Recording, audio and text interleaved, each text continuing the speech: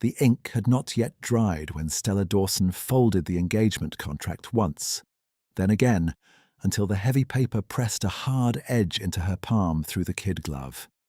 She did not read the final line a second time. Her signature sat there in a careful hand beside Lord Penrith's blank, waiting, and her mother's seal had already fixed the matter beyond argument. By the time the black carriage rolled through the chapel gates, Stella had traded her future for wages she did not receive, and school fees she would never attend to in person. She stepped down to follow her father's coffin and felt the waxed paper cut her skin through the glove seam. It stung. She welcomed it. The chapel stones held a damp cold that climbed through mourning silk and settled between her shoulder blades. Candles smoked in brass sconces. Wet wool and lilies shared the air with old dust and fresh grief, the smell of endings arranged for public consumption. Stella walked 3 paces behind Lady Lenora Dawson, as protocol required, and did not once quicken to draw level. Her mother's veil was black lace over silver hair, immaculate, untroubled by the wind that tugged at everyone else's hems. Lady Lenora moved with the unhurried certainty of a woman who had never once doubted a room would make space for her.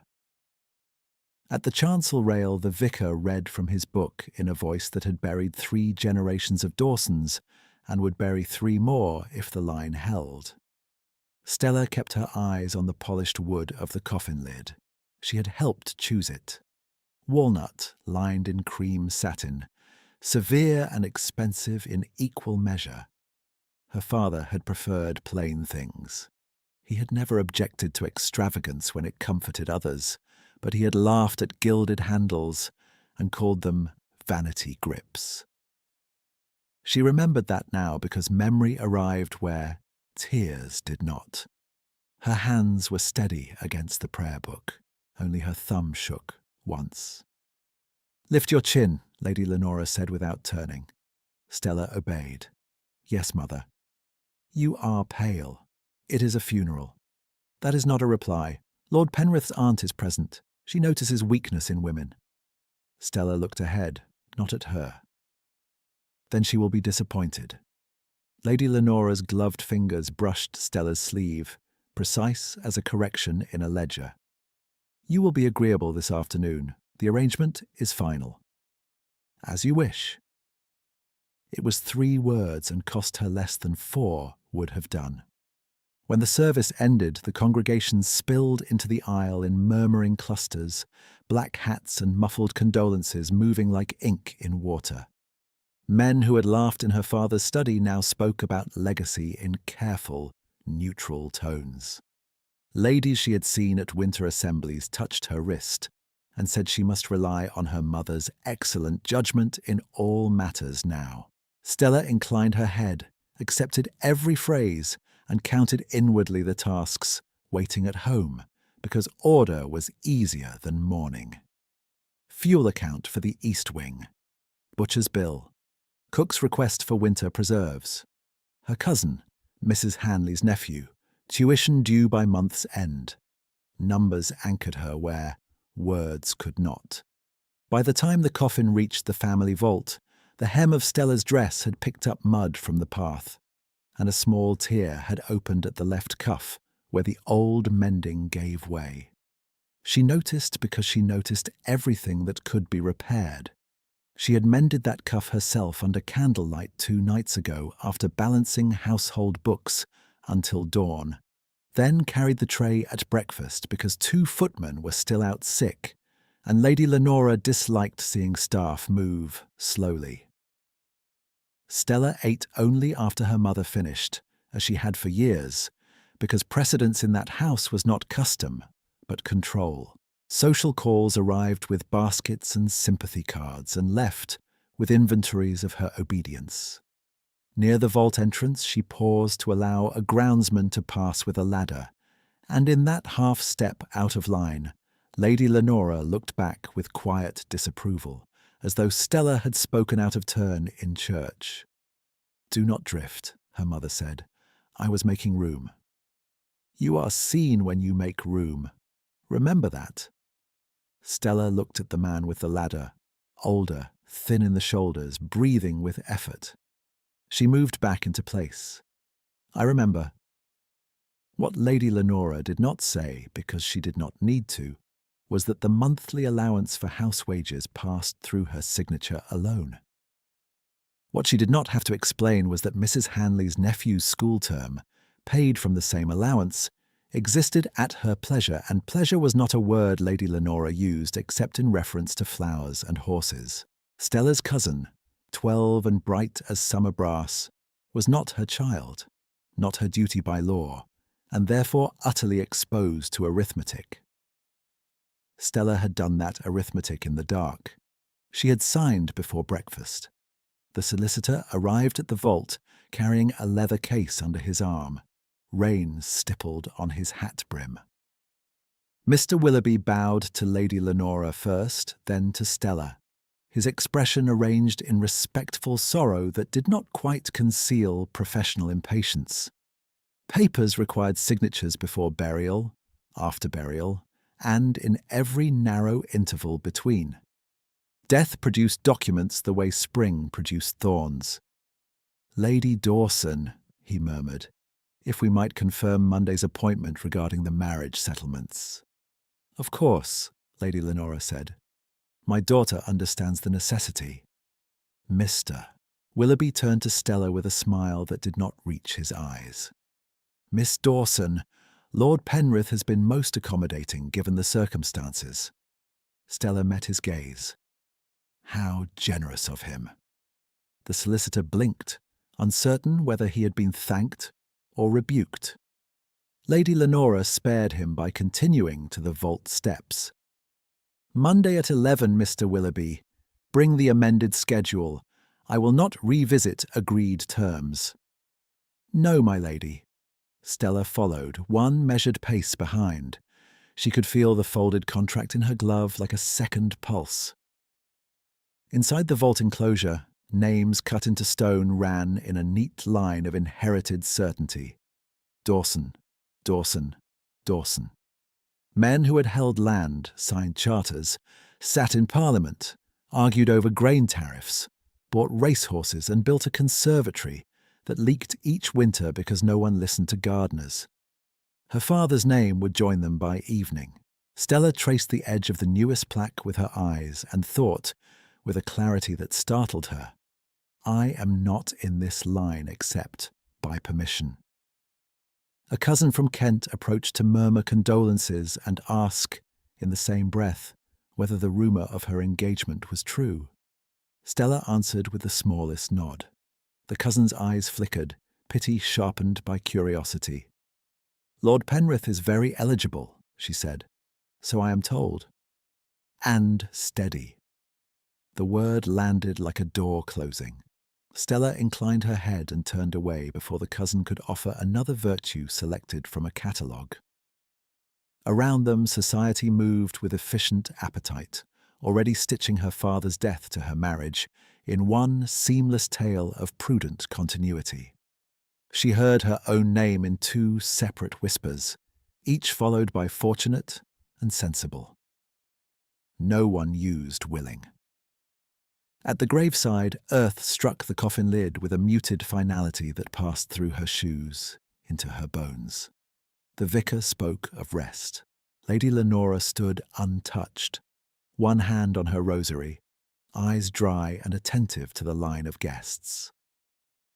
Stella felt the first hit of dizziness only when she realized she had not eaten since yesterday's supper and had been awake since 4 balancing columns by candlelight in the household ledger. 2 kitchen maids were owed 3 weeks' wages. The groom's wife had sent word about medicine. The estate could cover all of it. The allowance, however, could not without Lady Lenora's approval. When the last prayer was said, Lady Lenora turned before the mourners had fully dispersed. "You will receive calls in the blue drawing-room at 4. Remove that brooch. It appears provincial." "It was my father's gift." "It is unsuitable. And Stella—" Lady Lenora's voice remained level, almost bored. You will not mention household accounts to Lord Penrith's family. They are not interested in inventories. Stella touched the brooch at her throat, a small oval of jet and silver worn smooth by years. What should I mention? Gratitude. She held her mother's gaze long enough to mark the pale, unreadable colour of Lady Lenora's eyes through lace. For what? For being chosen. Stella did not lower her gaze first. She did not raise her voice. She unpinned the brooch and placed it in her reticule with hands that did not betray how tightly she held the clasp. "As you wish, mother." The wind rose across the cemetery lanes, sharp with approaching rain, lifting veils and prayer cards and one child's black ribbon until a nursemaid caught it. Stella stepped aside to let an older servant from a neighbouring estate pass, with a tray of warmed wine for the gentleman. The woman's fingers were reddened with cold, knuckles swollen from work. Stella took one cup, not for herself, and offered it back. "You should have this," she said quietly. The woman stared, startled. "Miss, I am not to—" "Take it while it is warm." The woman accepted with a small nod that held more feeling than any condolence Stella had heard all morning. Lady Lenora saw the exchange from several yards away and turned her head, as if observing a stain on linen. On the path toward the carriages, Stella moved too quickly around the corner of the vault wall and nearly collided with a man in a plain black coat standing just beyond the family plot, hat in hand, boots marked with cemetery clay. He was perhaps 35, broad-shouldered without display, his clothing cut too simply for a gentleman and too well for common labour. His face was unremarkable at first glance until he looked directly at her, and then nothing about him was unremarkable at all. His eyes were grey, sharp, intelligent. They held on her as if he had been expecting this exact collision. Stella drew back at once. "I beg your pardon. I am late, and in everyone's way this morning." The apology came out too fast, fuller than the moment required, threaded with every silence she had swallowed since dawn. She should have moved on. Instead, she stood with the reticule clasp biting into her palm, waiting for dismissal from a stranger in a workman's coat because habit was stronger than pride. He inclined his head, measured and calm. "Accepted, Miss Dawson." The rain began in thin, deliberate drops, and for the first time that day, Stella looked at someone whose expression did not ask her to be grateful.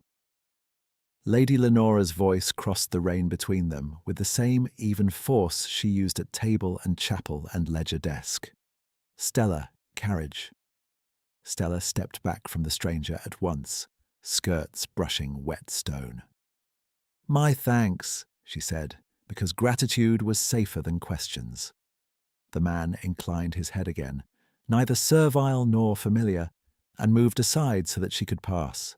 Up close, she saw the rain collect on the shoulders of his coat and run cleanly off tightly woven wool that would have cost more than a labourer's month of wages. She also saw his hands. Not soft, not rough enough for grave work either. As she turned, something pale at the edge of the path caught her eye. A prayer card had fallen into a puddle near his boot, the vicar's printed verse blurring to grey. Stella bent, picked it up before water erased the ink, and held it out. "You dropped this, sir." "It is yours," he said. "Your father's text was on the reverse." She looked. He was right. In her own hand, she had copied the final verse her father once read aloud in the library when she was 10 and convinced thunder could split the house in two. The card had been tucked inside her prayer book all morning. She had not felt it slip. "Then I thank you twice," she said. The faintest shift touched his expression. Not quite approval, not quite amusement. "Do not be late for your own life, Miss Dawson." Lady Lenora called her name again, sharper now, and Stella did not answer him. She tucked the card into her reticule and walked to the carriage with the same measured pace she had kept all day, though the words followed her more closely than the rain. The drive home took less than 20 minutes and felt much longer because grief, once arranged into social calls, moved by schedule rather than feeling. By 4 o'clock, the blue drawing room was warm with coal fire and crowded with women in black crepe who smelled faintly of violet water and damp horsehair. Stella stood at the hearth with her hands folded and received condolences like receipts. One lady pressed her fingers and spoke at length about duty. Another discussed Lord Penrith's estate roads as if she were describing weather. A third, younger and kinder, asked whether Stella slept. Lady Lenora answered for her. "My daughter has always been sensible," she said. "She does not indulge weakness." Stella inclined her head. She did not sit until the final caller rose to leave, and by then twilight had turned the window panes into mirrors. In the reflection she could see her own face and her mother's behind it. One a pale blur, one sharp as carved bone. At dinner, Lady Lenora took sole command of conversation and did not mention the funeral once. She discussed the amended marriage schedule, the quality of black ribbons available in town, and the lack of discipline among stable boys under 20. Stella ate little and listened. When she reached for the salt, her mother looked at her left cuff where the morning tear had widened. "You will not wear that dress again without repair. I will mend it tonight. Have Sarah do it. Sarah's son has a fever. I told her she may leave after kitchen rounds." Lady Lenora cut her pheasant into precise portions. "You told her?" "I did." A pause, brief and edged. "You forget the order of this house." Stella set down her fork. "No, Mother.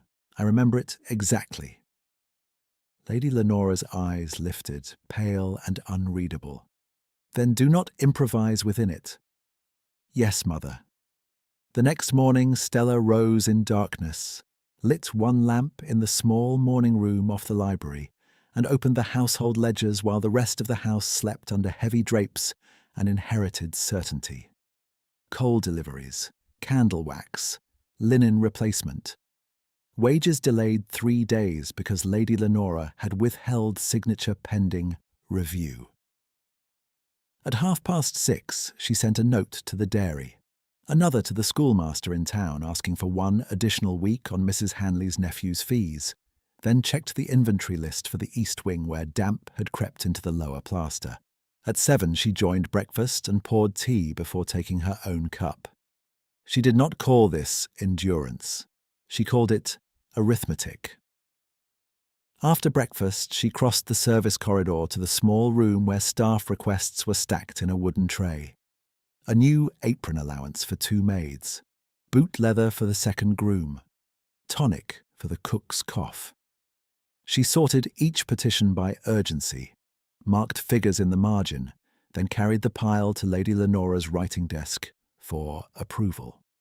Some requests came back signed in clean black ink. Others returned with 1 line, always in the same detached hand. Not necessary this quarter.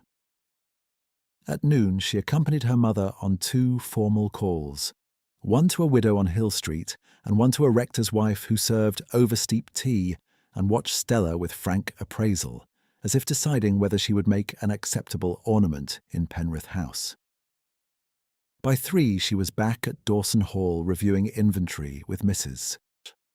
Hanley, who had served the family long enough to know when to speak and when silence protected everyone in the room. Mrs. Hanley said quietly, laying a folded bill beside the sugar accounts. "The schoolmaster has sent another notice." Stella looked down. Ink had blotted where the page had been folded with damp hands. "I sent him word this morning. He says payment by Friday." "Then payment by Friday." Stella reached for her reticule, checked the coin purse and found what she had expected. Not enough. "I will manage it." Mrs. Hanley studied her face for one brief moment, then nodded. Yes, miss. Stella carried the accounts to her mother's study herself. Lady Lenora was seated at the escritoire, reviewing invitation cards for a dinner Stella had not known they would host. Mr. Willoughby stood by the window with his leather case open. Ah, he said. Miss Dawson, timely. Lady Lenora did not look up. Set those there. Stella placed the accounts on the desk. The school fees are due Friday. If we release the quarter allowance today, all wages and tuition clear without deficit. Lady Lenora turned one invitation over with a gloved fingertip. You are not to negotiate household policy in front of council.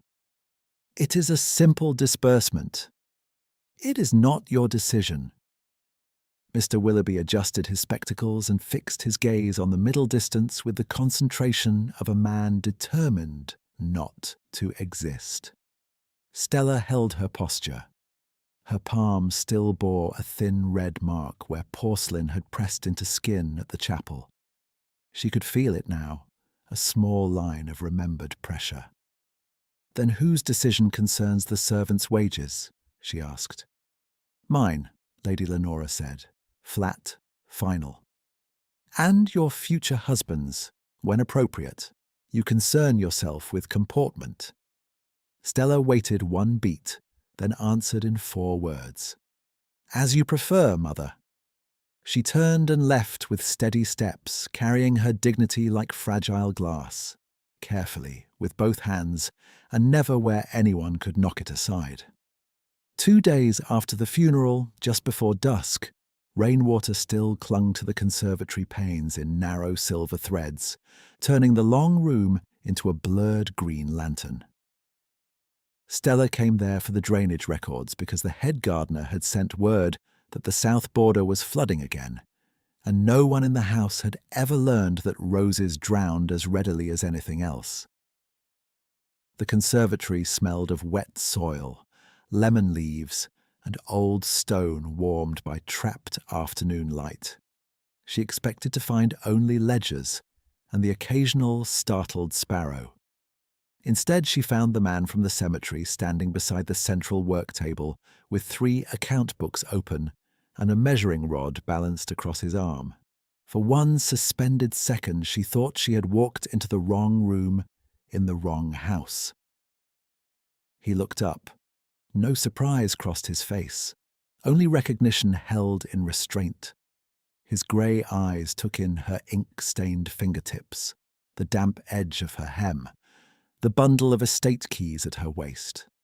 Then he closed one ledger with deliberate care. Miss Dawson.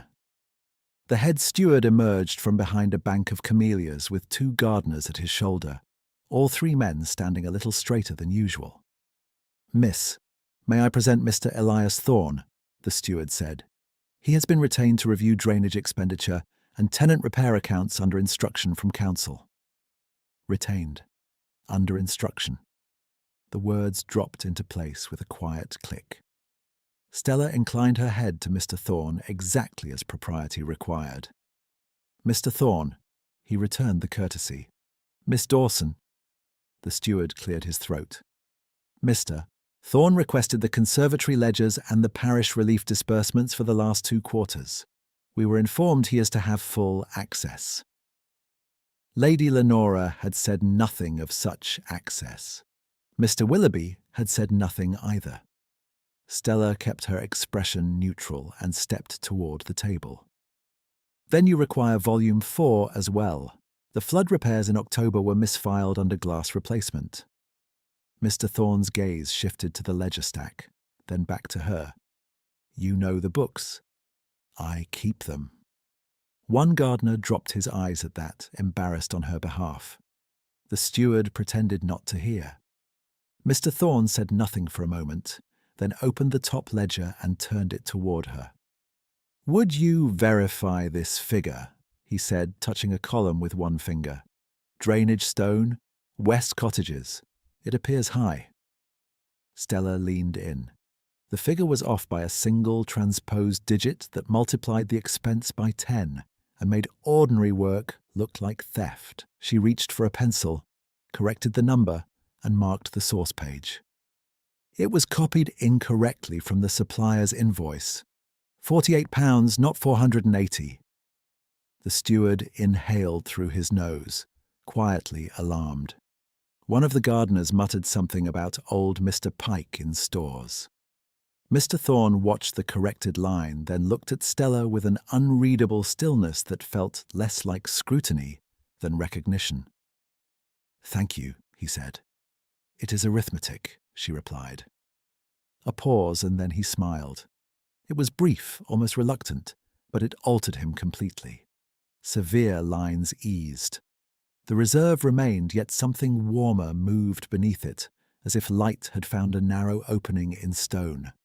Stella felt the strange, disorienting impulse to look away first, and did not. The smile was gone as quickly as it had come. He straightened the ledger. "Mr. Bellamy," he said to the steward, voice measured and quietly authoritative.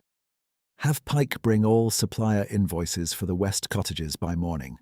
Also the tenant petitions from November onward. No pages removed." "Yes, sir," the steward answered before he seemed to remember himself. "At once, sir, not clerk, not visitor." The word slipped out of habit, and everyone in the room heard it. Stella gathered volume 4 from the shelf and placed it on the table between them. "You will also want the parish lists. Relief grain was charged to orchard maintenance last month." Mr. Thorne nodded once. "Will you show me where?" It was not a command. It sounded like one anyway. She moved to the side table and opened the thinner ledger, turning pages until the familiar blot at the corner of a December entry appeared. He came to stand beside her, close enough that she could smell rain and clean paper on his coat instead of earth and chapel wax. "This line," she said, tapping the margin.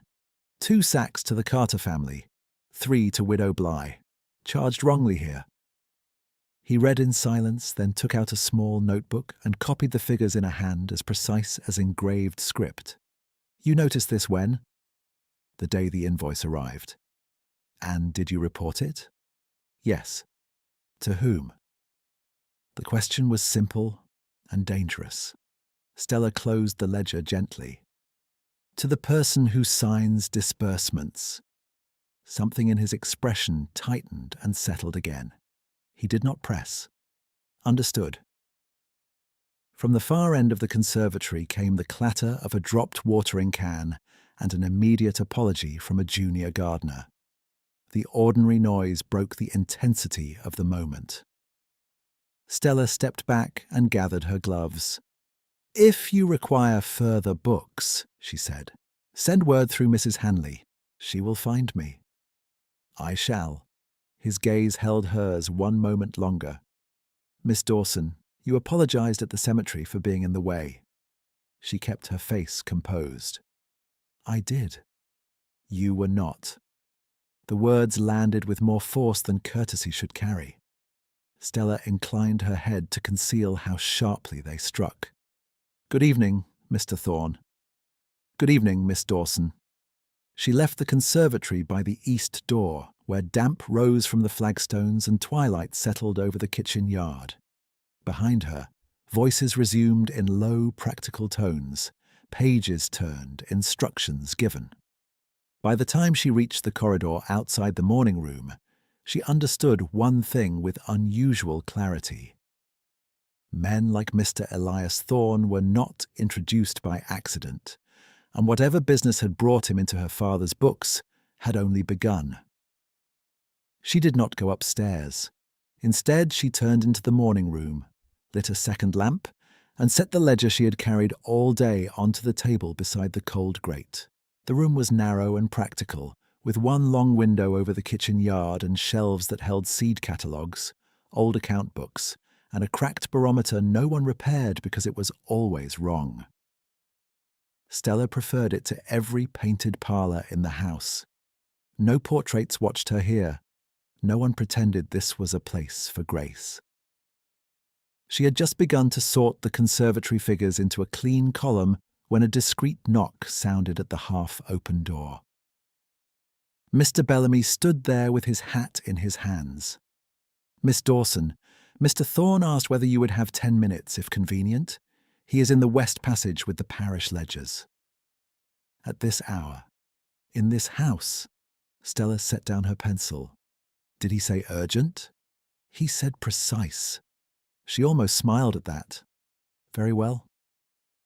The West Passage ran behind the old library and was used mostly by staff carrying coal scuttles and polishing trays, not by men retained through council with access to every estate book. Elias Thorne stood beneath a wall sconce that gave too little light for the pages in his hand. He had removed his hat. Rain had dried from his coat in darker shadows along the seam. "Miss Dawson," he said as she approached. "Thank you." "What requires precision, Mr. Thorne?" He held out the parish relief ledger, open to the December pages she had shown him in the conservatory. A small paper marker sat at 3 separate entries. "These recipients appear twice," he said. "Different spelling, same addresses." Stella looked, then nodded. "Widow Bly cannot write. Her name is entered as spoken by whichever clerk takes the list. The Carter family appears under Carter and Carver, because the youngest son stammers, and the vicar wrote what he thought he heard." "You are certain." "I visit distribution days when I can." His eyes lifted to her face, steady and assessing in that way she was beginning to understand, did not feel like judgment. "Noted." She waited for him to ask the next question. He did not. He closed the ledger and set it on the side table, then moved the sconce an inch closer to where she stood. "You have ink on your cuff," he said. She glanced down. He was right. A dark crescent marked the mended edge. "Occupational hazard." "Have you eaten?" The question was so plain she almost mistook it for impertinence. Then she remembered his tone in the conservatory with the steward, not personal, only exact. She answered in the same register. "Not since supper yesterday." His jaw shifted once. "That is poor practice." "That is this house." A beat passed. Somewhere beyond the passage, a door closed, and a maid laughed softly before catching herself. Elias reached into his coat pocket, withdrew a folded slip, and handed it to Bellamy, who had waited a respectful distance away as if such exchanges happened daily. "Mr. Bellamy," Elias said, "kindly ask the kitchen to send a tray to the morning room. Something hot. Charge it to audit expenses." Bellamy blinked only once. "Yes, sir." Sir again. The steward had spoken it in reflex, and now Bellamy answered the same way without hesitation. Stella said nothing until he had gone. "You need not have done that." Elias's expression remained composed. "I need accurate work. Accurate work requires food." Not kindness, procedure.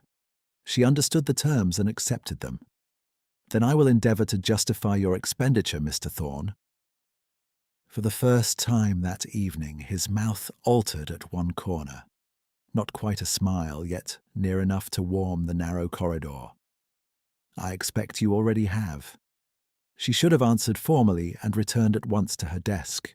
Instead, she heard herself ask, "How long have you been reading estate accounts?" "Long enough to know when a column has 1 honest hand and 3 frightened ones." The words landed with quiet force. Stella held his gaze and felt that small, unfamiliar recognition unfold between them like a flame, cupped against wind. Brief, contained, real. Neither of them moved toward it. "Good night, Mr. Thorne," she said. "Good night, Miss Dawson." When she returned to the morning room, the tray was already there. Broth, bread, and tea that still steamed. No note accompanied it. No servant announced who had ordered it. Stella ate, standing at the desk, one hand on the ledger margin, and worked another 2 hours without her vision blurring at the edges.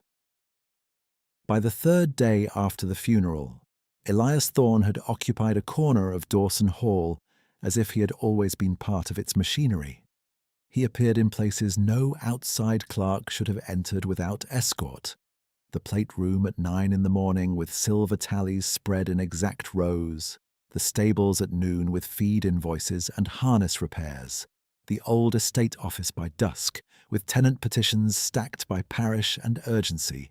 He spoke little, wrote constantly, and gave instructions in short sentences that carried. Senior servants obeyed him before they remembered to look toward Lady Lenora's door. Then they obeyed anyway. Stella watched, noted, and asked nothing. On Thursday she found him in the plate room beside Mrs. Hanley, where winter light struck the polished silver and threw hard reflections up onto the ceiling. An inventory clerk had marked 12 fish knives missing from the Dawson service.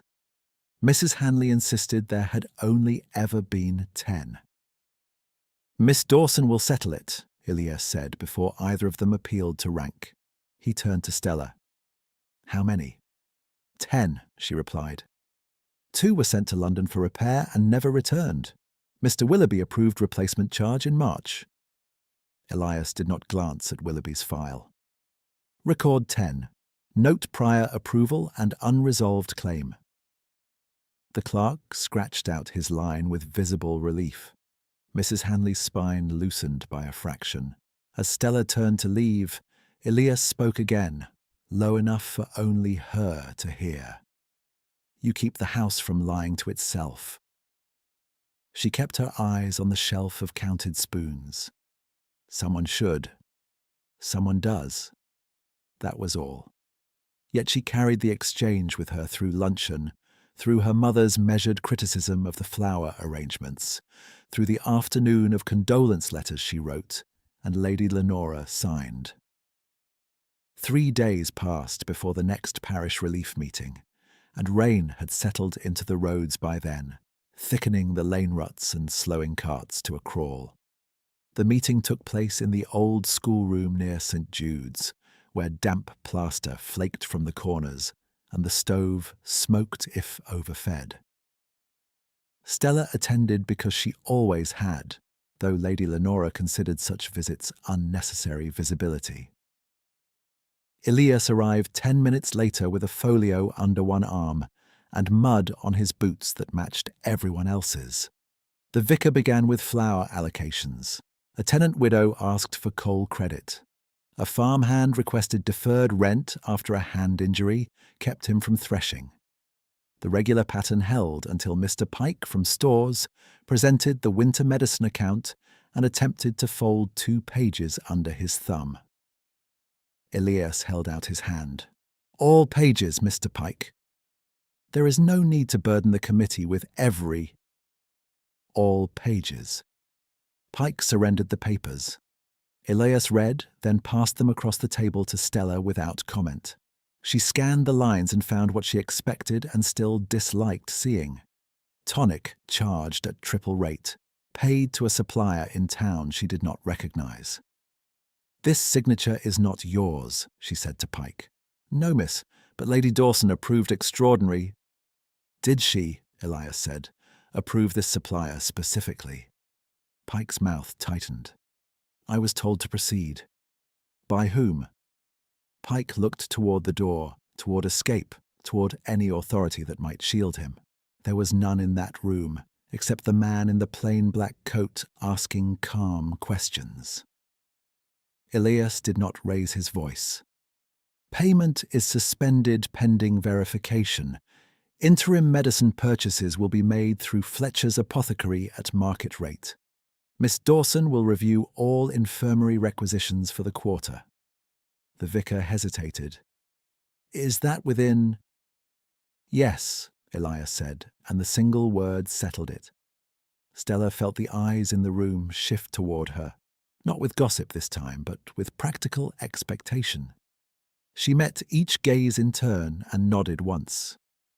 "Bring the infirmary list to the morning room before noon tomorrow. I will have signatures by evening." No one argued. Afterward, outside beneath the chapel eaves, She stood while the groom adjusted the carriage strap and watched the parish women disperse with baskets under their shawls. Elias stepped beside her, close enough that she could hear the rain tap against his hat brim. "You did not hesitate in there," he said. "Hesitation costs people heat." His glance moved to her profile, then back to the lane. "You speak as if you have paid that cost yourself." She thought of delayed wages, of school fees balanced against coal orders, of letters sent before dawn to ask for 1 week more. "I keep accounts," she said. "Costs are not theoretical." He accepted that, without softening it into sympathy. Tomorrow, then. Noon. At home, Lady Lenora asked no questions about the parish meeting and signed no requisitions that night. She spent dinner discussing Penrith House's spring calendar with the same detached precision she used for horse pedigrees. Stella listened, answered when addressed, and returned to the morning room after coffee to prepare the infirmary review Elias had assigned in public, as if it were already hers to manage. By the second week after the burial, repeated proximity had become structure. In the mornings, Elias sent lists: cottages requiring roof tile, arrears needing classification, grain stores to reconcile against parish disbursement. In the afternoons, Stella left annotated corrections at the conservatory work table and found his responses by evening in the margin, concise and exact. Verify with supplier receipt. Keep this allocation. Refile under relief, not maintenance. Once, beside a page she had rewritten entirely after discovering duplicate entries, he added only 2 words: correctly ruthless. She stared at that notation longer than she intended, then closed the ledger and placed it back under lock. What did not add up grew clearer with each day. A retained clerk did not countermand a solicitor.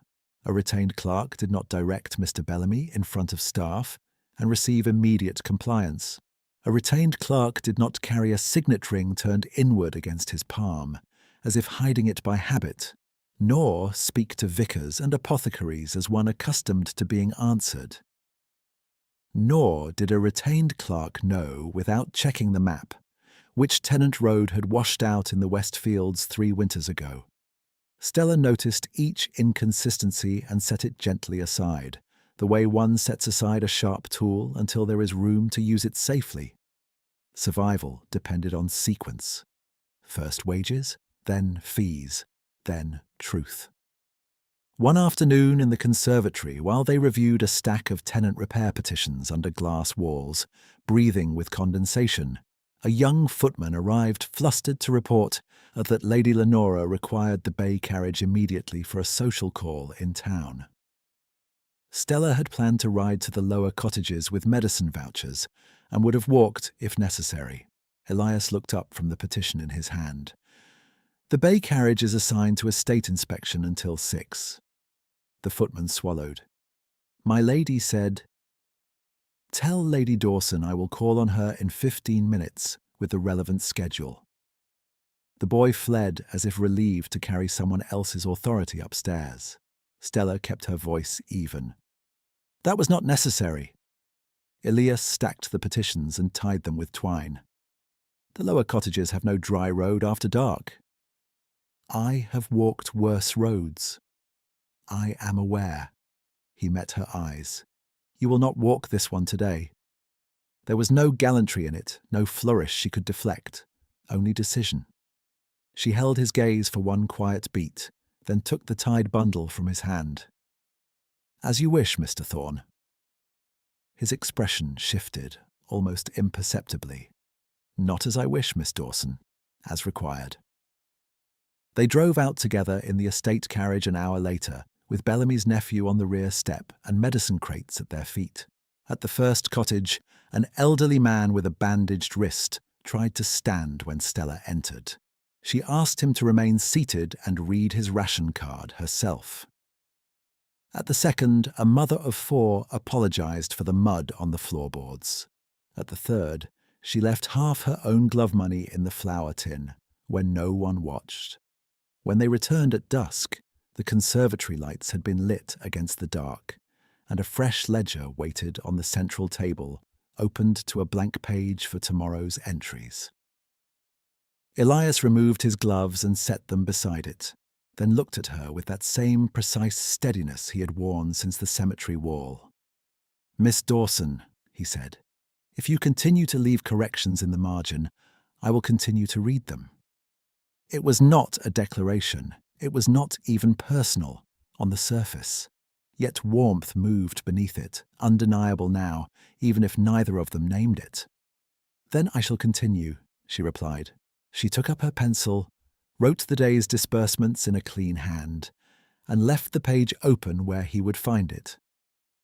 When she turned from the table, Elias was still there, gloves in one hand, watching the wet darkness beyond the glass, as if he were measuring the estate by its silences as much as by its stone. "Mr. Bellamy said Lady Dawson sent for the carriage schedule twice," Stella said. "I have answered twice." "You answer my mother as though you are entitled." His gaze returned to her. "I answer according to the will." The sentence was too precise to be casual and too guarded to be explanatory. Stella felt the question rise and settle again. She had taught herself not to pull at threads when the cloth still had to hold. "Then we both answer documents," she said, closing the ink pot. "Good night, Mr. Thorne." "Good night, Miss Dawson." In the corridor outside the conservatory, she heard the house changing to evening shape. Silver lifted from sideboards, doors shut against draughts, the long sigh of servants descending back stairs with trays. She had gone only halfway to the morning room when a startled cry split the hush, followed by the crash of china and a low thud that made the floorboards tremble under her slippers. Stella ran toward the service stair without lifting her skirts. At the turn below the pantry landing, old Mrs. Greaves lay crumpled against the wall, one arm twisted under her apron, soup spreading across stone in a pale steam. She had worked in the house since Stella was a child, polishing brass on winter mornings and carrying linen with both hands, because her knuckles had stiffened years ago. "Do not move," Stella said, kneeling at once. Mrs. Greaves gave a breath that shook. "Miss, I am sorry. The tray—" "Hush." Stella set the tray aside, touched the older woman's wrist, then her shoulder. No bone pressed wrong through skin, but the ankle under the hem had already begun to swell. "Can you feel your toes?" "Aye, painful though." "Good. Pain means we are not blind." 2 footmen hovered 3 steps above, uncertain whether to descend with soup still on their cuffs. Stella looked up sharply. "Thomas, fetch blankets. James, bring Mr. Bellamy and tell cook to send hot water. Now." The boys moved. By the time Bellamy arrived, Stella had eased Mrs. Greaves upright against the wall and wrapped her in one of the pantry cloths. Elias appeared behind Bellamy a moment later, coat still on, hat in hand as if he had been leaving, and turned back at the sound. "Ankle injury," Stella said without preamble. "Likely sprain. She cannot put weight on it." Elias crouched opposite her and examined the stair edge, the spilled soup, the worn strip of runner, where thread had parted down the centre. This tread should have been repaired. "I requested it in November." His jaw set once. He rose. "Bellamy, carry Mrs. Greaves to the small sitting room by the still room. Keep her warm. Send for Fletcher's apprentice. If he is delayed, send a second rider." "Yes, sir." Lady Lenora's steps sounded above them before Bellamy could lift Mrs. Greaves, each one measured and unhurried. She came down to the landing in evening silk and pearls still at her throat, looked once at the soup, once at the older maid, then at Stella, kneeling on cold stone with her hem in the spill. "What is this disorder?" "Mrs. Greaves slipped," Stella said. "She needs rest and treatment." Lady Lenora's expression did not alter. "She is 63 and cannot keep a tray level. This is not an infirmary." "Mr. Bellamy, Discharge her with 1 week's wages.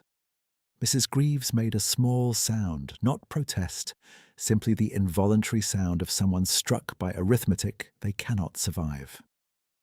Stella stood. Soup soaked her skirt, cooling against her shins. You cannot dismiss her tonight. Lady Lenora adjusted one glove fingertip. I can dismiss her now. The household cannot carry sentiment as payroll. She has no family in town. That is not our concern. It is mine. Lady Lenora's eyes moved to her daughter's face with bored clarity. No, Stella. Your concern is Lord Penrith's dinner next week, and whether you remember to speak when spoken to. Kindly step aside. Elias did not speak. He stood near the stair rail, still as carved wood, watching. Stella held her mother's gaze. Her palm began to throb where she had gripped broken china without noticing. Then note my objection. Noted, Lady Lenora said, and ignored.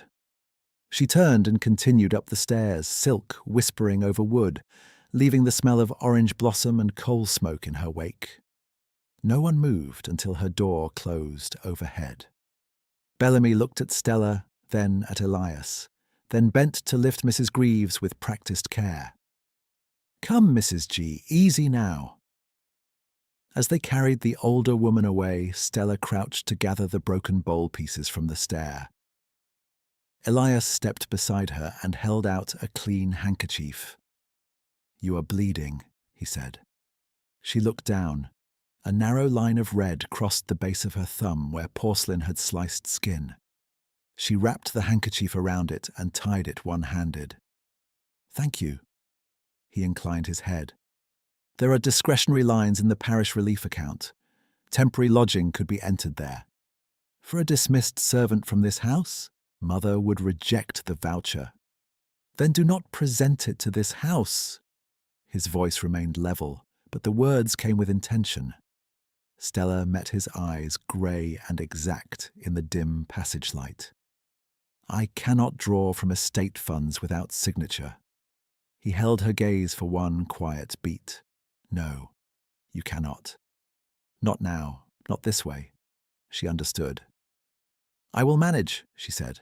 I believed you would. She gave his handkerchief back, now marked at the knot with blood and soup stain. Keep it, he said. She did not thank him again.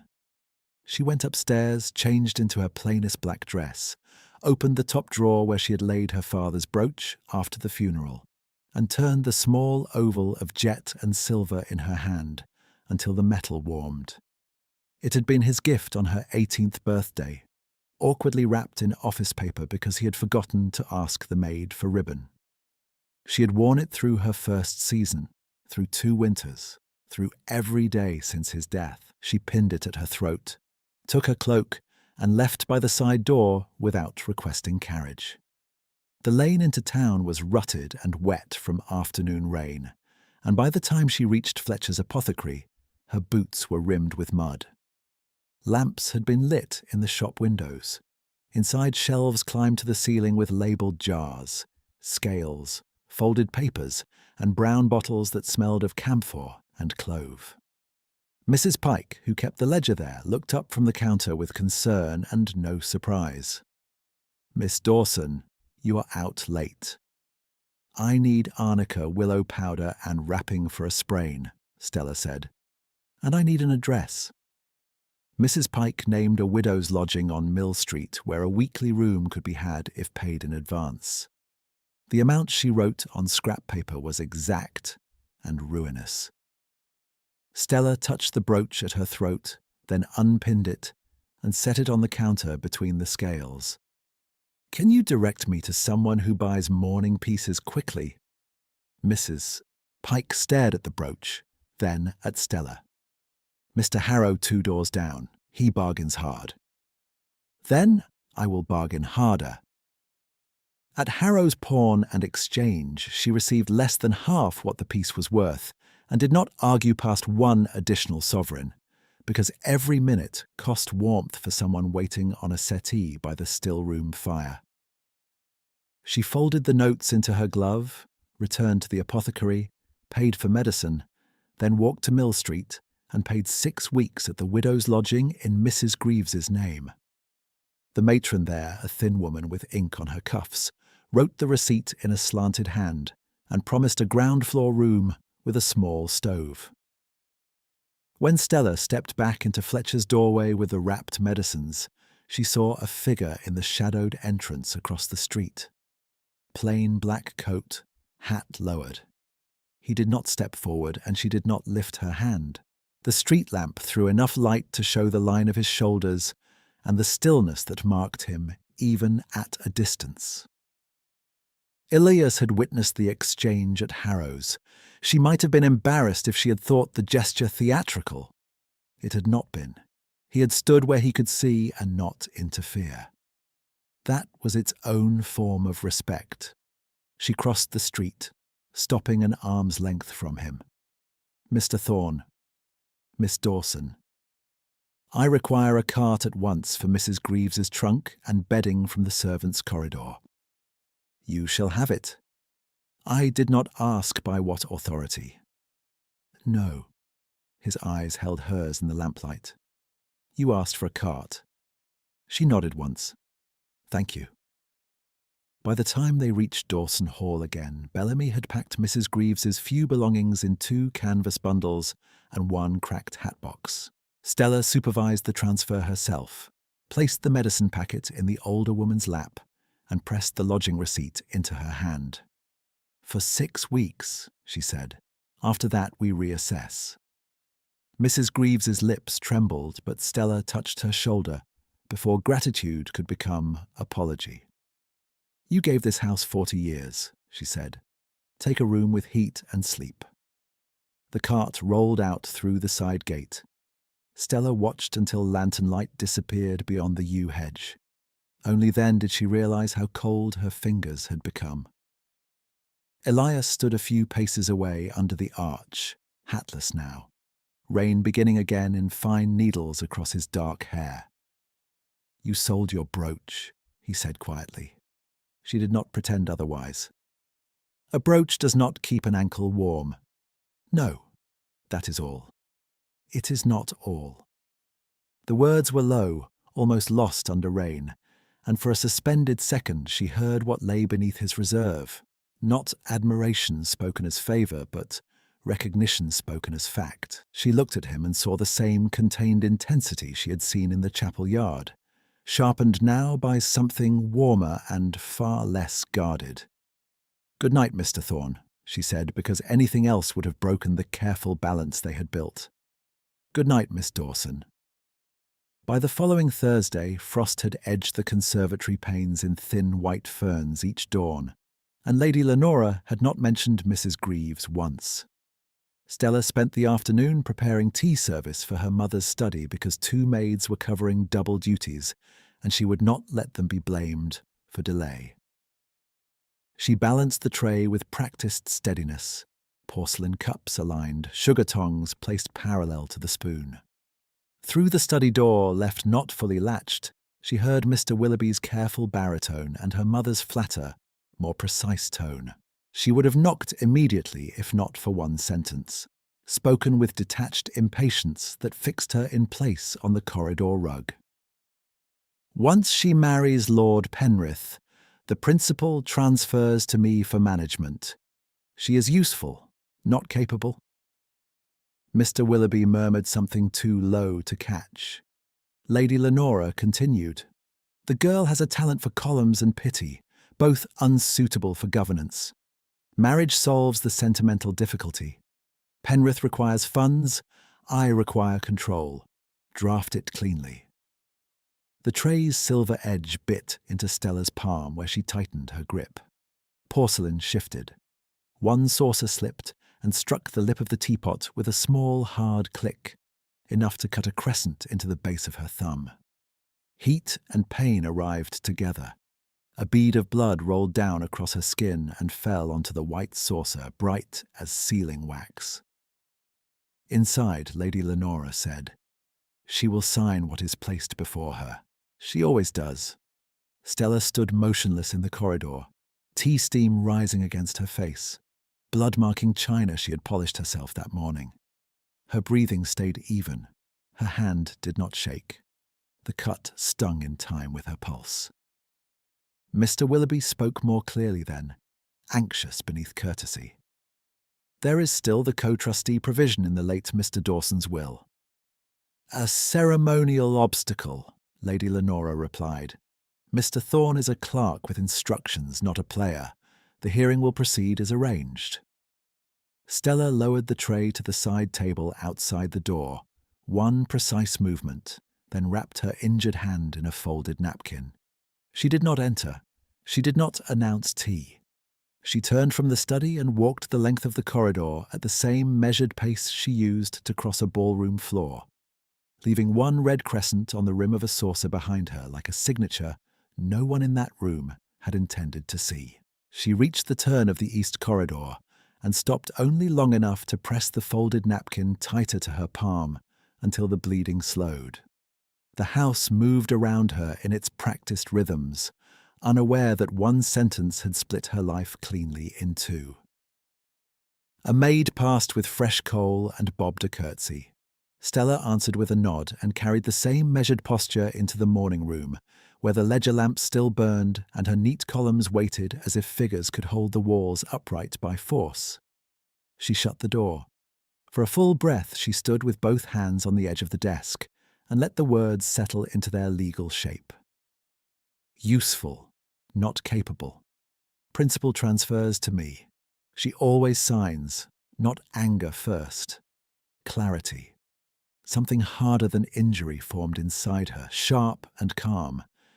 If she stayed, Lady Lenora would have the signature by breakfast and the estate by spring. If she left without proof, she would be dismissed as overwrought and brought back under escort or pity. Stella opened the lower drawer where she kept sealed household duplicates and drew out the wrapped packet she had assembled over the past fortnight in cautious, guilty increments.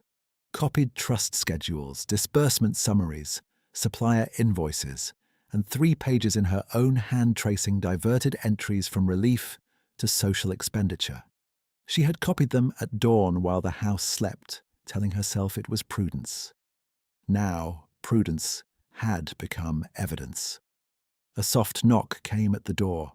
Mrs. Hanley entered with a folded tablecloth over one arm, saw Stella's face, and paused. "Miss." Stella held out the blood-marked napkin.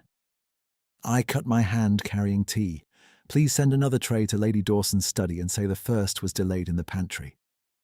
Mrs. Hanley's eyes dropped to the wrapped packet on the desk, then to the small leather valise Stella had pulled from beneath the side chair. No question crossed her mouth. "Yes, miss," she said quietly.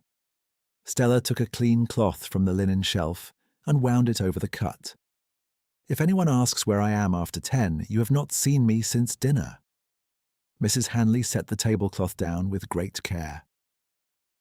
"Understood. Mrs. Greaves's room at Mill Street is paid through 6 weeks. If she needs more before I return, use the small teak box in my wardrobe. Second shelf." A flicker moved across the older woman's face, grief and fierce approval held in check by long habit. "You are your father's daughter." Stella closed the valise. Tonight that must be enough. When Mrs. Hanley had gone, Stella moved quickly. One plain day dress, one chemise, one wool shawl. Her father's pocket compass from the library drawer. She reached for the empty place where the mourning brooch had once rested and let her hand fall. The absence stung and then steadied her. She tied the valise straps, slid the wrapped ledgers beneath her arm, and extinguished one lamp to make the room look abandoned rather than fled. She did not leave by the servants' door at once. Instead, she walked back to Lady Lenora's study and entered without knocking. Her mother sat at the escritoire beneath the green-shaded lamp, Mr. Willoughby standing by the hearth with a sheaf of papers. The replacement tea tray had been set untouched on the side table. Lady Lenora looked up, eyes cold with interruption. "You are late." Stella placed the blood-marked saucer from the first tray on the desk between them. The red crescent had dried to rust against porcelain white. "You spoke clearly enough," Stella said. Mr. Willoughby shifted his weight, colour draining from his face. "Miss Dawson, perhaps this is not the hour for—" "It is exactly the hour," she said. Lady Lenora set down her pen. "You have been listening at doors. How very small." "I have been listening at my own threshold." Lady Lenora leaned back, boredom returning like a veil drawn smooth. "Do not dramatize accounting language. Management is not theft. You are not trained for this burden, and Penrith will not tolerate public scenes." Stella kept her voice level. "I will not sign another paper tonight. You will sign what protects this family. Not this way." Mr. Willoughby stepped forward, palms slightly raised. "Miss Dawson, if there has been distress, we may revisit wording in the morning." Stella turned to him. "You know the co-trustee clause remains active." His silence answered before his mouth did. "It is a technical matter." "It is the law." Lady Lenora's gaze sharpened. "Do not posture with statutes you do not understand. Mr. Thorne is retained to review expenditures. He has no independent standing against this house." Stella lifted the wrapped packet in her arm, and for the first time, Lady Lenora's eyes moved with interest. "What is that?" "Copies." "Of what?" "Enough." Lady Lenora rose then, not quickly, but with a controlled force that made Mr. Willoughby step back. "You will put those on the desk and go upstairs." Stella met her mother's eyes and did not blink. "No. You are engaged. You are dependent. Do not confuse sentiment with power." 4 words, and each one clean. "I am done complying." The silence that followed was so complete, Stella could hear the coals settle in the grate. Lady Lenora's mouth flattened by a single line. "If you leave this house tonight," she said, "do not expect welcome when this tantrum cools." Stella inclined her head with formal exactness. "Then we are agreed." She turned before either of them could recover the shape of command, and walked out with the valise in one hand and the ledgers under the other arm. Not hurried, not hesitant. Crossing carpet she had been taught to traverse as decoration, and using it now as a road. By the time the hall clock struck 11, she was on foot beyond the yew hedge, cloak pulled tight against a wind that smelled of river damp and coal smoke. She had left her name, her dowry arrangement, and her mother's protection behind in one corridor, and each step into town cost her another layer of social certainty. Men glanced at her and looked away. A lady walking alone at that hour became a story before she reached the next street. She kept walking. Elias's office stood on Mercer Lane above a broker's warehouse, a narrow front with dark windows, and a brass plate that read "Thorne and Associates" in plain lettering worn by rain. Stella mounted the stone steps with numb fingers, and knocked once, then again, when no answer came. The street swayed slightly beneath her vision. She had not eaten since midday, and blood loss, though small, had thinned the edges of her balance. The latch turned. Elias opened the door himself in shirt sleeves and waistcoat, coat discarded, candlelight behind him cutting his profile into shadow and gold. His grey eyes took in the valise, the packet, the bandaged hand, and settled without surprise. "Miss Dawson." She tried for composure and found only breath. "I require shelter. Come inside." The door closed behind her with no theatrical pause, only the quiet certainty of wood meeting frame.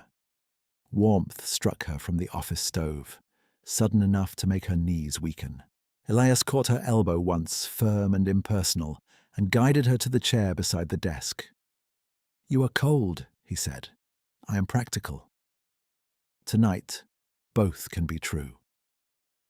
He poured water from a carafe, handed it to her, and waited while she drank. The office around them was spare and orderly. Map pins in straight rows, ledgers tied by colour, 2 locked cabinets, 1 coat stand bearing an unfamiliar military cloak. On the desk lay his gloves, folded over a signet ring he had not turned inward this time. Stella set the wrapped packet down between them.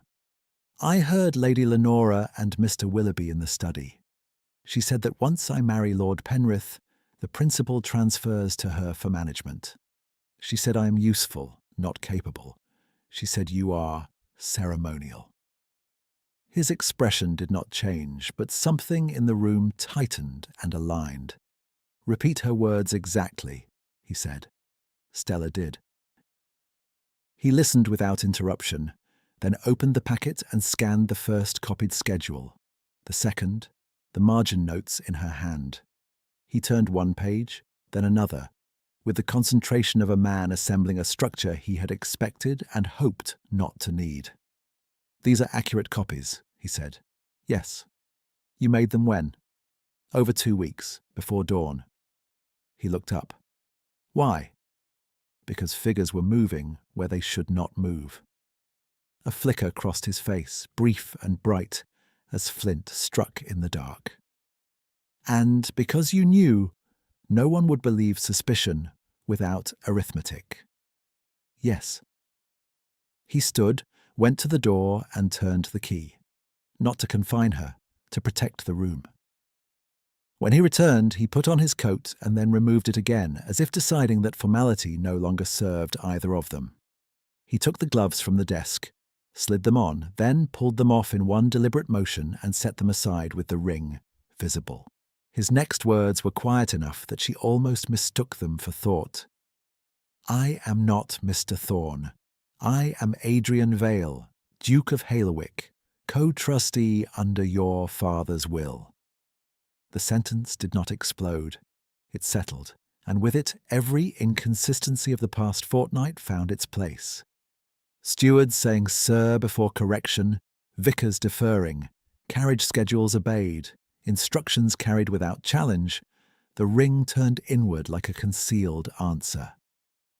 Stella sat very still. Her pulse beat in the cut on her palm. A duke. Yes. In my conservatory with drainage ledgers.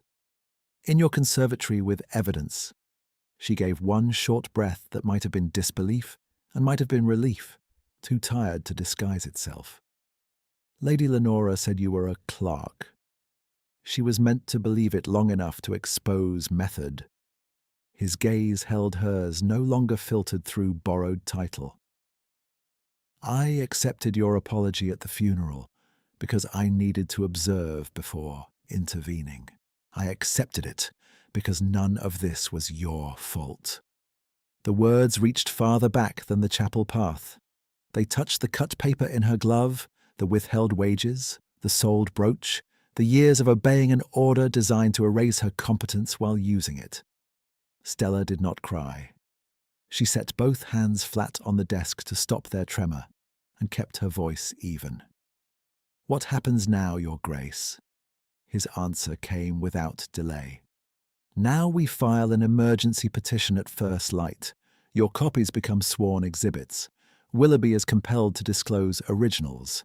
Lady Dawson's discretionary control is suspended pending hearing. The Penrith contract is stayed. Publicly. Yes. Then I become scandal by breakfast. You become lawful by breakfast." Silence stretched between them, not empty, simply full of recalculation. At length Stella lifted her chin. "Do not call me reckless in court." A rare smile touched him, transforming severity into something unexpectedly warm and human. "I would not dare." He crossed to the cabinet, withdrew a ledger seal and a stack of stamped forms, then paused and looked back at her with formal courtesy, altered by something gentler. "There is a room upstairs," he said. "It is plain, but secure. Mrs. Calder keeps the keys and asks no unnecessary questions. If you permit it, I will send for her now." Stella rose, valise in hand, shoulders aching, exhaustion finally pressing through resolve. She looked around the office that had opened when she expected refusal, and saw, for the first time since the corridor outside her mother's study, a future arranged by law rather than obedience. "You may send for her," she said. Then, after a beat that belonged to neither title nor protocol, "Adrian." He inclined his head once as if accepting both trust and burden in the same movement, and reached for the bell pull. The bell answered almost at once. A woman in a dark wool dress entered through the inner door, iron keys at her belt and reading spectacles hanging from a ribbon at her throat. She looked first at Adrian, then at Stella, then at the bandage on Stella's hand and the packet of copied ledgers on the desk. Whatever conclusion she drew, she held it in disciplined silence. "Mrs. Calder," Adrian said, "Miss Dawson will take the upstairs room. She is not to be disturbed except by you or by me." "Yes, Your Grace." The title settled into the room like a final seal on wax. Stella felt the last remnant of uncertainty give way to structure. Mrs. Calder took Stella's valise, offered no sympathy and no curiosity, only practical certainty. "There is hot water waiting," she said. "I will bring bread and broth in 10 minutes." Stella paused at the threshold and turned back. Adrian had already spread out blank affidavit forms beside her copied schedules, the signet ring now on his hand instead of hidden in his glove. The unfamiliar military cloak from the stand lay over the back of his chair, its dark braid catching the lamplight. "You work tonight," she said. "We both do." By dawn, the office smelled of sealing wax, coal heat, and the bitter edge of strong tea gone cold in untouched cups. Stella had slept perhaps 2 hours. Mrs. Calder had woken her before first light, brushed and pinned her plain black dress without comment, and pressed the prayer card from the funeral into her hand when Stella reached for gloves. "This was in your reticule lining," the housekeeper said. "I thought you might want it." Stella slid the card into her sleeve. Her father's copied verse remained legible despite rain blur at the corner. Downstairs, Adrian stood by the desk in formal morning coat, ducal signet visible, every trace of Mr. Thorne's useful anonymity put aside.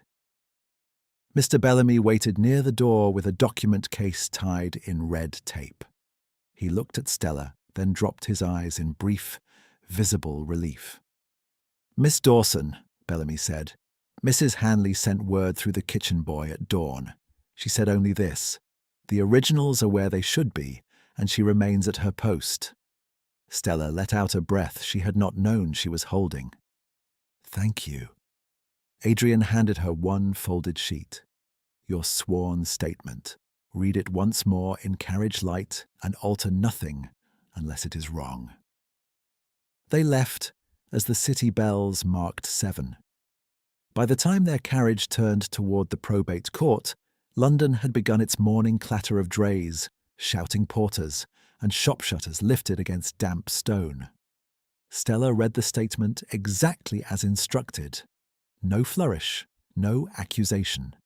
Dates, amounts, signatures, diversions, fact as instrument. The probate chamber was smaller than the grand courts she had imagined as a child, with high windows, plain wood panelling, and benches polished by generations of anxious hands. Yet to Stella, it felt more forbidding than any ballroom, because here rank could still speak, but paper spoke louder. Lady Lenora sat at the petitioner's table in widow's black and pearl drops, posture immaculate, expression carved into bored confidence. Beside her, Mr. Willoughby sorted documents with fingers that did not quite steady. Lord Penrith occupied the bench behind them, handsome and faintly irritated, as if delayed by weather rather than law. When Stella entered on Adrian's arm, Lady Lenora's eyes moved to her daughter's face, then to Adrian's signet, then sharpened by a fraction. Mr. Willoughby rose too quickly and knocked his own inkwell. The registrar called the matter. Adrian gave his name in full. Adrian Vale, Duke of Helwick, co-trustee under the late Edmund Dawson's testamentary instrument. A murmur passed through the chamber benches and was silenced at once. Lady Lenora spoke first, controlled and cool. "My Lord Registrar, this is an administrative misunderstanding inflated by grief. My daughter has been distressed, and His Grace has been misadvised by partial records." Adrian did not look at Lady Lenora when he answered. He looked at the registrar. Distress did not transpose figures, reroute relief allocations, or draft marriage-linked control transfers. Exhibits A through G are sworn copies made by Miss Dawson before notification of this petition. I move to compel production of originals from Mr. Willoughby's case file. The registrar turned to Willoughby. "Produce." Willoughby hesitated one measurable beat, then opened the leather case Stella had seen at the cemetery and again in her mother's study. He handed over the originals with the helpless precision of a man finally cornered by his own filing habits. Each page was laid beside Stella's copy. Dates matched, marginal marks matched. The transferred principal clause, placed after marriage execution, matched word for word. Lady Lenora's voice hardened. "Counsel drafted under my instruction as managing parent. That is customary." Stella rose when Adrian touched the back of her chair in brief permission. She did not look at the benches. She looked at the registrar.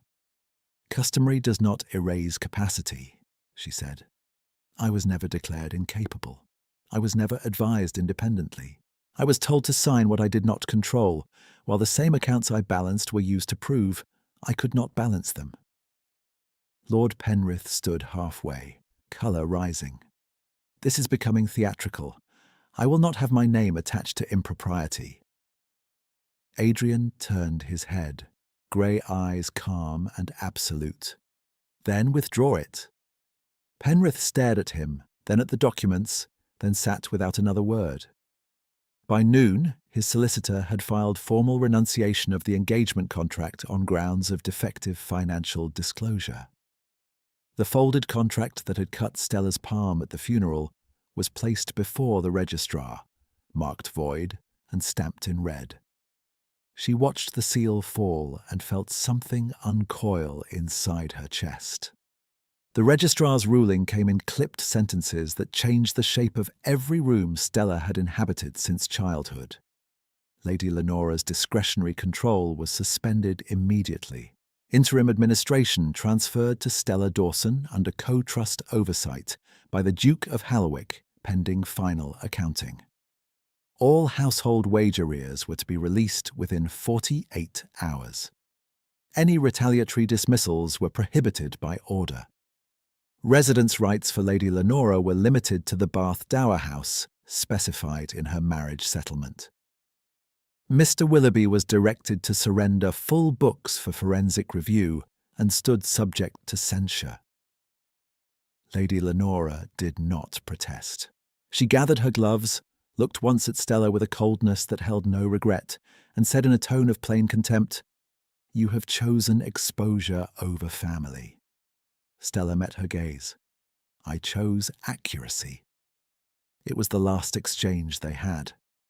3 days later, Stella stood in the estate office at Dawson Hall while Bellamy read out payroll names, and Mrs. Hanley checked each envelope against the ledger she had guarded through the night.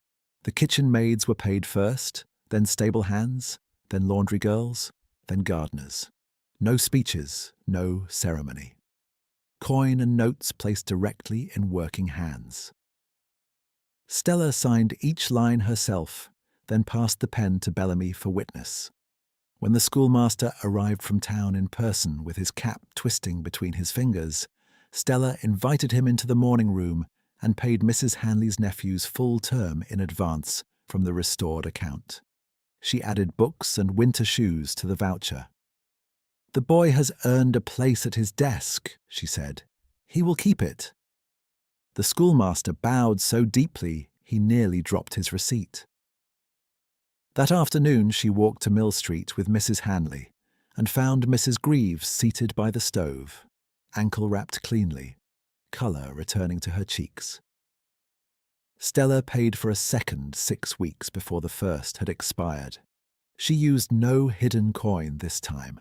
She used estate funds in her own authorised hand and entered the amount under staff welfare, fully visible. Outside Fletcher's apothecary, Mrs. Pike called her back and placed a small wrapped parcel on the counter. A gentleman settled an old ticket and asked that this be returned only if you wished it. Inside lay the mourning brooch, jet and silver, polished and intact. No note, no crest. Stella closed the paper around it and looked through the window to where Adrian waited by the carriage, speaking with Bellamy about tenant roof tile deliveries as if he had all the time in England. She kept the brooch this time, but she entered the expense in the household book under personal reimbursement to estate reserve, down to the last shilling. Nothing hidden, not again. By the second evening after the ruling, Lady Lenora departed for Bath, with 2 trunks, 1 maid, and no audience. She gave instructions to no one, and received none. Cousins who had offered condolences at the funeral sent brief letters of concern addressed to dear Stella in newly respectful hands. The cousin from Kent who had praised Penrith's steadiness sent no letter at all. Stella noted the silence and let it remain unanswered. At dusk on the 4th day, the conservatory lamps were lit against an early dark, and frost traced the lower panes. Stella stood at the central work table where she had once corrected figures in guarded silence. Before her lay the drainage plan for the west border, tenant roof petitions sorted by urgency, and a requisition for stair runner replacement marked immediate completion. Pike from Stores waited with his cap in both hands, while 2 junior clerks stood ready to copy orders. "Runner replacement tonight," Stella said. "No temporary patching, and every infirmary purchase goes through Fletcher's, market rate, cross-checked weekly." "Yes, Miss Dawson," Pike said and wrote it down without argument. She turned to Bellamy. "Carriage rotation remains with parish visits first on Thursdays. Lady callers may wait for once." Bellamy's mouth almost smiled.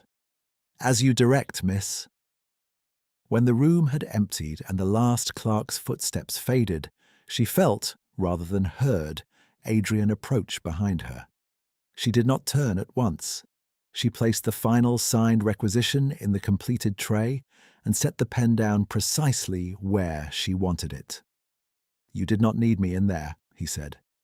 "I did at first." "And now?" She turned then. His expression held the same contained warmth she had seen only in flashes beneath the name Thorne, no longer concealed, no less steady. "Now I need a witness," she said, "not a guardian." He inclined his head, accepting the distinction as if it were a vow. "Granted."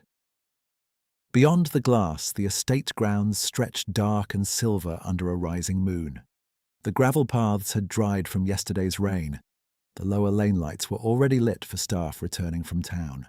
Adrian offered his arm, formal as their first exchange and gentler than formality required. "Will you walk the grounds with me at dusk, Miss Dawson?"